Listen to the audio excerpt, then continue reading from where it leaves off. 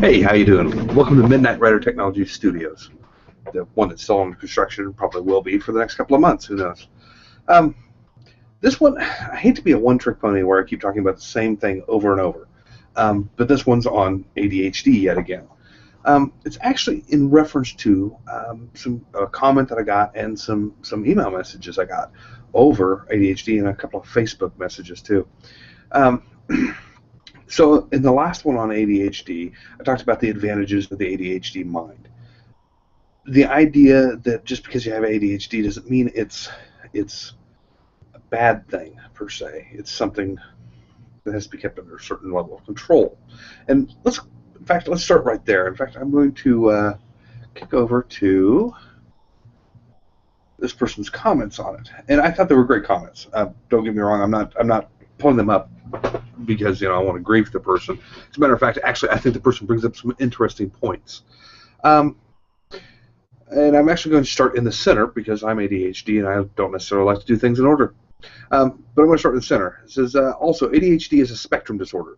What you refer to as under control may actually be a reference to the severity of the condition. The less severity, the trying to say that word. The less severe the impulsivity is, the easier it would be to harness this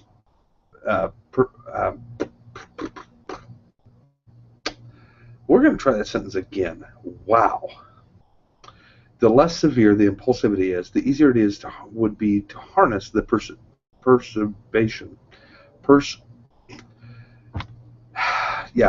the condition. Stimulants like caffeine and nicotine are simply self-medication to obtain a modicum of chemical control over the executive functioning deficits. It's not wrong. Actually, when I say under control, that doesn't necessarily mean I don't have ADHD. In fact, I still do. If I'm not impulsive, if I'm not being distracted all the time, it just means I get work done. And if I get work done, well, it's under control. If I can get work done in a reasonable fashion. And that's my definition of under control. Different people would have different definitions of under control, ranging all the way to some clinical testing down to how do I feel today. I've had one friend who's suggested that I actually track all this and turn it into a book or something because, well, I've written books already. The problem I have with it, I'm not a doctor. I'm not a psychologist. I'm not a psychiatrist. So what I say about ADHD is from a sufferer's point of view, and I won't even call it suffering. Somebody who has the condition. When I say it's under control, it means one thing. When somebody else says it's under control, it means something else. My wife might view my ADHD as being under control in a different way than I do even. Because when she observes me, because I don't always catch myself, and sometimes I don't mind. Sometimes I don't care that I'm doing things in seemingly random orders or doing things in ways that not everybody else would do.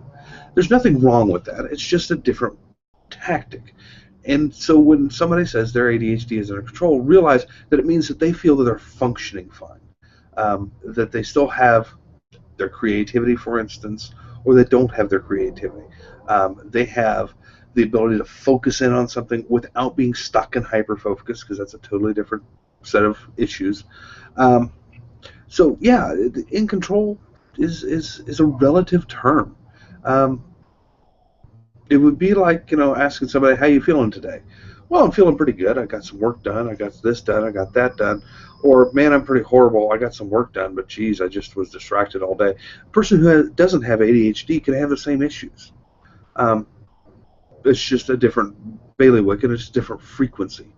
Let's go to another section of this. The hunter theory that ADHD would be beneficial to hunting at an early age is faulty. First, most ADHD people cannot control what they hyper-focus on, so there's no guarantee that it will be their prey. They also cannot control how long they hyper-focus for, which means the prey might elude the hunter as they've lost focus before the kill. The idea that would be able to see things others wouldn't pay attention to also means they couldn't filter out what noise gets between the hunter and the prey while stalking. Okay, well, the hunter theory, It's just that. It's an idea, and it's not even original of mine by any means. It's been something I've talked with a number of people about, and most people seem to think that's a very viable concept. But nobody knows really for sure. And the idea that it's a polygenetic disorder, more than one gene involved potentially, with a whole lot of facets to it, means that just because ADHD behaves a certain way, another person's may not at all. Some people have what is much closer to an OCD sort of standpoint with ADHD. Some people, yeah, they just don't. I mean, it's not cut and dry. None of these answers, none of the stuff that I gave in the previous video is cut and dry. And one of the great examples that I used in response to Librarian Chef on YouTube was that I mentioned the idea of the first list I had mentioned being kind of BS in a lot of ways, because it said things like many ADHD sufferers are millionaires. Many are not. I mean, and many non-ADHD sufferers are millionaires. There's no real point there because it's not an absolute set. The other thing that he said that I thought was interesting, I say he, I don't actually know if it's a he or she. The first item on your list of ADHD attributes is difficult to prove and mostly anecdotal. How are you measuring creativity? I have met many people with ADHD, I am one myself, who do not undertake creative projects. I might think outside the box, which helps with problem solving, but I have no desire to write, program, design, craft, etc. What we are good at is becoming passionate, often only for a limited time, however, about something, learning a lot about it, and doing stuff with that passion that non-ADHD people might not do. But this is simply because the regular way of doing something is often boring. I am so tired of people ascribing creativity as a necessary ADHD trait. Okay, I have a problem with this statement. He's right, she is right, and possibly wrong at the same time. There's no requirement of creativity. But on the other hand, looking at classical creativity, the idea of going out and writing books, well, I've written 3, 4, and a number of them that are in the works. I own 2 magazines, so part of them are going to become outlets for some of the stories instead of just classically publishing them. I'm a video game developer, so there's all that there. I've done artwork. I just huge amounts of creativity. And I think outside the box.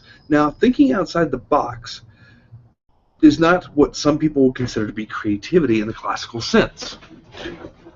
Instead, thinking outside the box would be what I would consider to be applied creativity. When we think outside the box, we do have to work in an odd fashion. And in fact, the kicker is he or she mentions, I'm just going to say he from now on. I really don't know who this person, let's see if we can find out who Librarian Chef is. See if there's anything about them. Hi, welcome to my ADHD. Hope you enjoy the ride. I know. Let's see, about. Nope, nothing. Got nothing about him. So, yeah. Anyways, could be a he or she. But from here on, I'm just going to say he for the moment. If he or she happens to correct me at some point, that's great too. Anyways, so says that creativity not necessarily has to be ascribed to ADHD. They are correct. Not everything about ADHD is an absolute. As a matter of fact, I used the acronym FAST Minds, and now I've suddenly forgotten. Let me give you the quick rundown.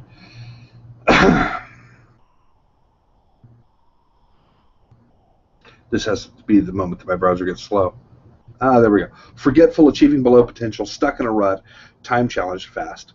Motivationally challenged, impulsive, novelty-seeking, distractible, scattered minds, fast minds. Which, by the way, does not actually cover the entirety of ADHD anyways. It does not get into hyper-focus. It does not get into some of these social issues that happen with some people who have ADHD.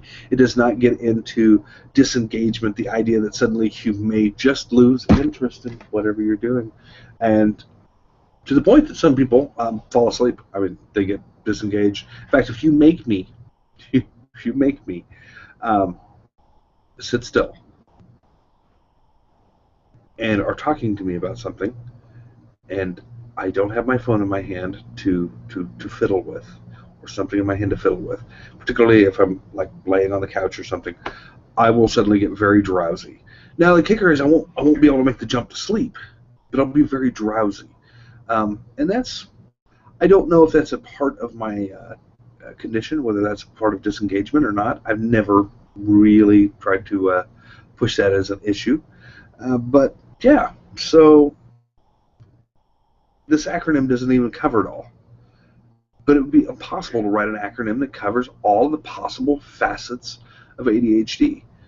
It is not simple, it's not standard, and there's so many variables involved, ranging from what level of chemical issue that you have, because keep in mind, in some ways, it is a chemical issue. How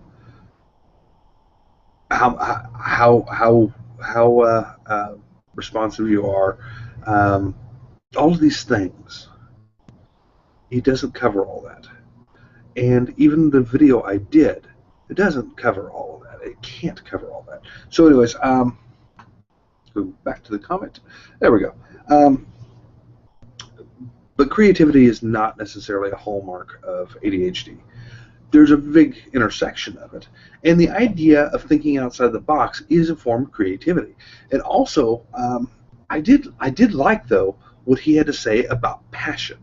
And my next video actually is going to be a little bit on some of the thoughts I have about business, because I've spent a lot of time working on the stuff I'm not passionate about, which means that it's very easy for me to get distracted, and go off and do the other things because I'm not going after that thing that really lights me up. And they also point out that a lot of times, it may only be for a limited time. I have some partial book fragments that I lost interest in for the short term. And usually I just refer to it as having writer's block. It's the way to look at it. Writer's block is this good term that's generic, and it just means I can't write on it. It doesn't mean why I can't write on it. It's just I can't write on it right now. I'll come back to it later.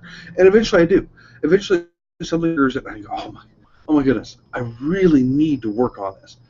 I need to do this now. In fact, to the point it becomes distracting until I can, which, there's some ADHD for you.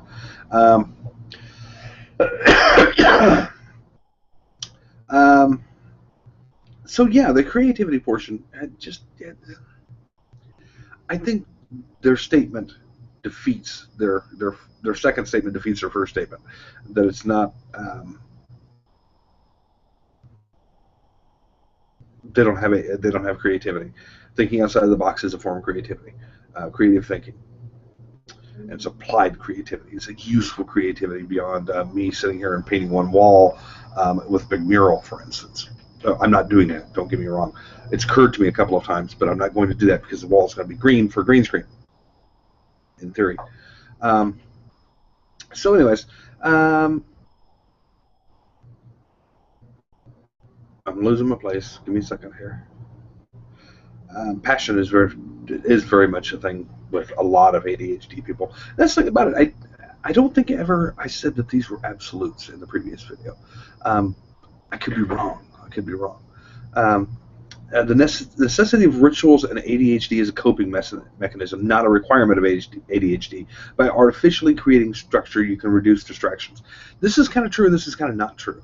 And again, that whole absolute thing. Keep in mind, some people with ADHD at one time were being diagnosed as OCD because of that whole thing with rituals.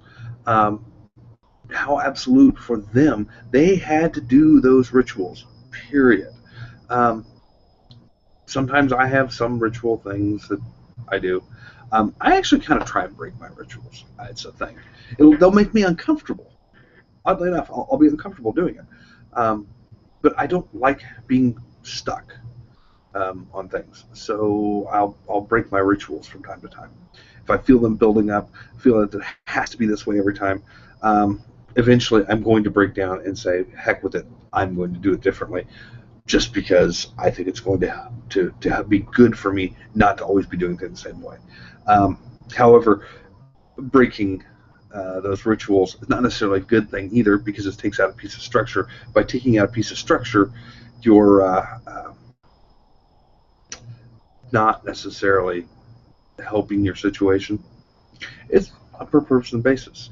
I think the funny factor comes from the impulsivity allowing ADHD to state the obvious regarding social mores against doing so. And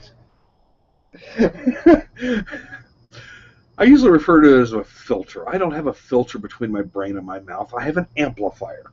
And yes, sometimes you'll be just stuff spews out because you don't have a good control over yourself. If you're not, yeah, you just sometimes you blurt things out, and it's funny. Yeah. We are resilient in part because we so easily move on to the next thing that it's hard to dwell on something. On the other hand, random thoughts may lead us to constantly bringing up negative things in the past. I agree with this entirely. I mean, really, he's absolutely right. The resilience comes from the fact that you're probably not gonna be stuck on that one thing for too long, no matter what it is. On the other hand, it may be 6 months from now, and you think about it again, and now for half a day, your brain is dwelling on that topic. Also, your take on stimulant drugs is simply untrue. They do not take away the benefits, as they help keep things under control in the same way as your stimulants, i.e., caffeine and nicotine. There are not that many other solutions for kids with serious ADHD issues, especially when the learning environment cannot be altered. Having someone constantly do things for the kids, i.e., helping them clean to stay focused, is not feasible in a classroom setting. The child will be distracted by other things. They can still develop coping strategies to survive on meds, as meds do not solve everything. This is where we're going to disagree.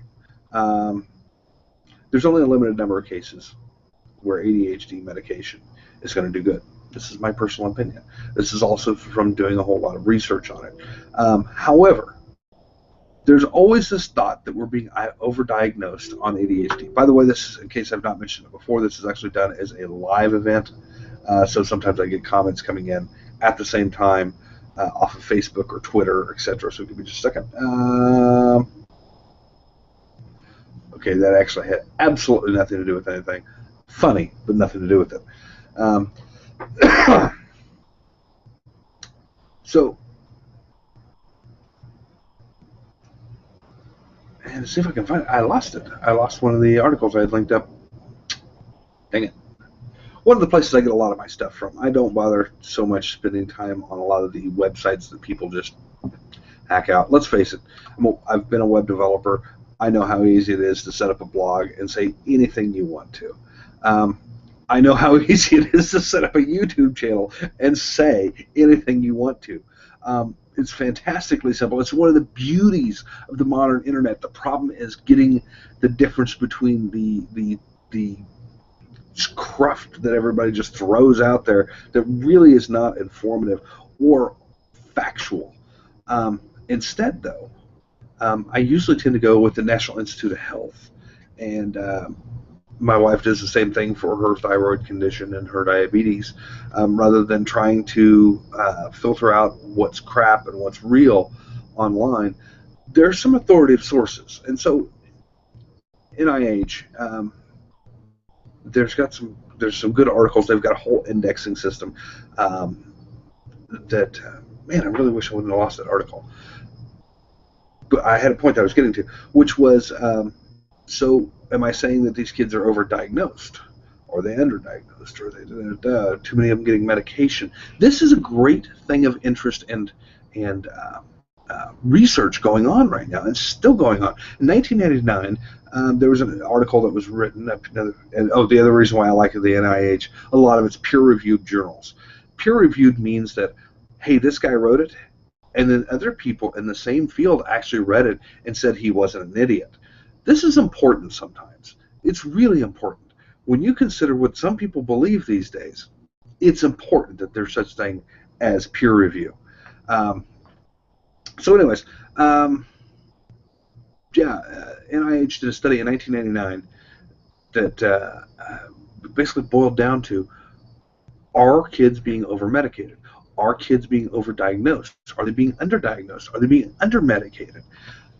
There's really not a good conclusion yet. We're getting on to a good generation of people having dealt with ADHD medications and things like this on a large scale, but nobody really still knows. Do I agree with what Librarian Chief said? No, I don't. Do I have anything to back it up? No, neither one of us have anything to really back it up. There is a level of severity of ADHD, though, that I absolutely agree. There are some people that have to have medication. They have to have medication, and kids versus adults, ADHD is a little different. By the time you're an adult, I'm actually being distracted by my own fingers. Sorry. I can see the camera, and then, of course, I've got the output right below it. So doing this looks kind of cool. I don't know why. Anyways, so there's not an absolute about it. I think on a personal basis that some of it is over-medicated. He says there's not a lot of alternatives to the medication. There is a lot of alternatives to medication. Structure in their lives.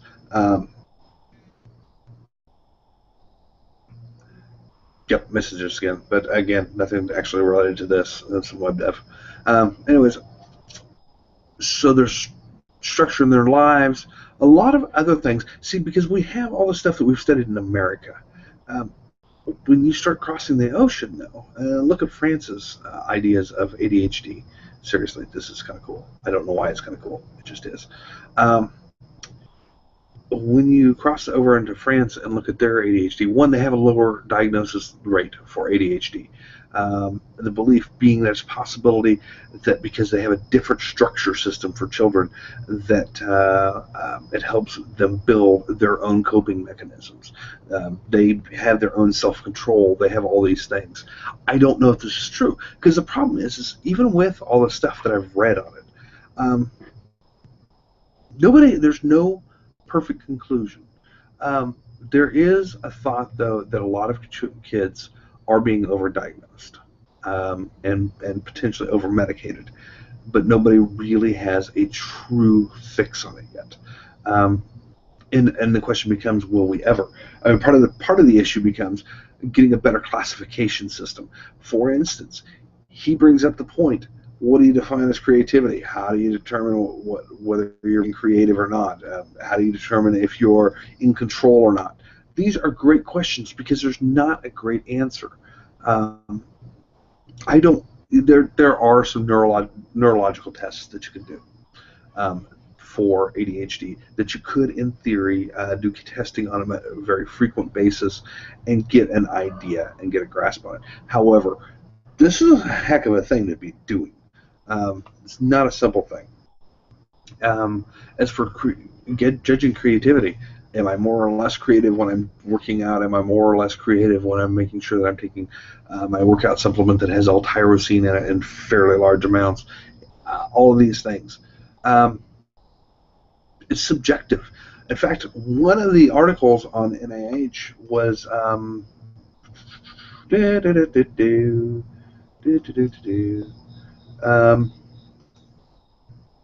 yeah, I lost it. Okay, well, apparently I researched a whole bunch of stuff and then I lost the articles. How handy was that? The ADHD is a very subjective thing to diagnose and to give severity levels to, and because of that, they could be overdiagnosed, they could be underdiagnosed. It's impossible to tell at the moment. So, he's not. I don't agree with him, but I can't say that he's wrong either. It's a personal opinion. If you're thinking your kids are suffering from ADHD, here's my recommendation. Find somebody who specializes in ADHD. Talk to them. A general practitioner, they're more likely, again, this is hearsay, they're more likely to prescribe a chemical fix rather than actually looking at the entire issue, because a chemical fix is easy. And that's the big thing. You know, we like a lot of easy. Working out is not easy. Changing your environment so that it's more conducive to your work is not easy.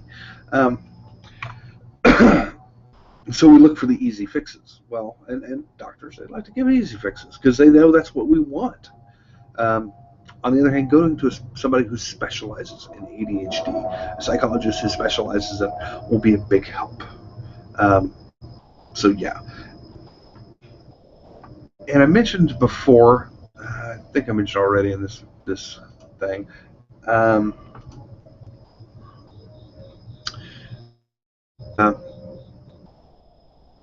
I got Facebook messages waiting for me now. That I had one person mention I should log all this and turn it into a book or some way of helping others. You know what? It's a cool idea, and I would encourage somebody to do this. The problem is, with it being such a subjective system, if I track my ADHD, and with actually not just being subjective, but also being a situation where so many things are so variable and so many people experience it differently anyways, my experience is not going to be the same as somebody else's experience. So I would almost hate, I'd hate for somebody to take these as these videos as definitive statements on what you should be doing with ADHD. This is what's working for me. This is what I know. This is the things that work for me. These are the things I've researched from other people. But it doesn't necessarily make them right. It's an unfortunate thing of the internet. Like I said, everybody can speak on here, and it's so easy to do, but it doesn't make us right, and it doesn't make me right. I am not a psychiatrist. I am not a psychologist. I am not a doctor. All of these things.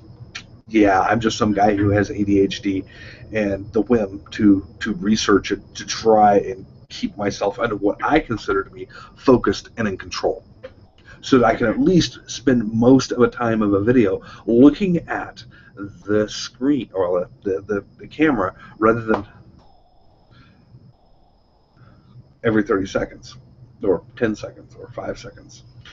Which there's a couple of my videos, you'll see that, especially towards the beginning of these videos that I did, that, yeah, I was obviously not having a good in-control day. So, yeah, anyways, I hope, though, if you're watching these, that it at least gives you something to think about. At least gives you something to consider. Yeah, I mean, it's not cut and dry. Most medical issues are not simple and cut and dry. We like them to be. We like the idea that a doctor is a mechanic. And I don't know if you can hear that stupid train, but it's going off as I'm trying to speak.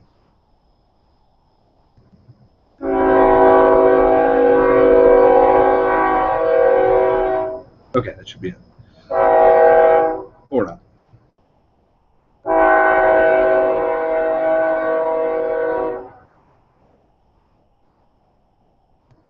I think we're done. Yeah. Half mile away, it's still that damn loud. With the overhead door open. Anyways, I hope it gets you to thinking. I hope it gets you to looking a little deeper and to looking at the different issues with it instead of just taking the simple route. Because it's just not that simple. Anyways, I hope you enjoyed it and get some sort of value out of it at least. See you later. Bye. Maybe. But that.